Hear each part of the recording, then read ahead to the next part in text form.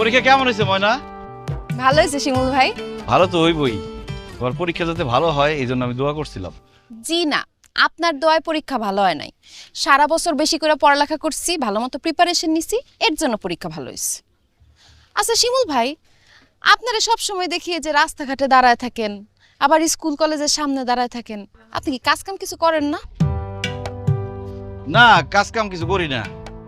আর কাজ কাম করে খাওয়া মুখারে, ঘরে তো আর বউ নাই, তাই চিন্তা করছি মনের মতো একজনকে বিয়া কইরা ঘরে তুইলা তারপরে কাজ কাম করুন।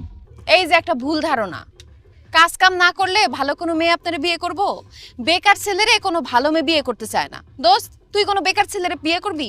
জীবনেও না, তুই করবি? প্রশ্নই আসে না। দেখছেন, ভালো বউ পাইবেন না, কিন্তু একটা কাজ কাম করেন। চল। তোর সাথে বাঁধবো ওরে স্বপ্ন সুখের ঘর, মায়ায় বেঁধে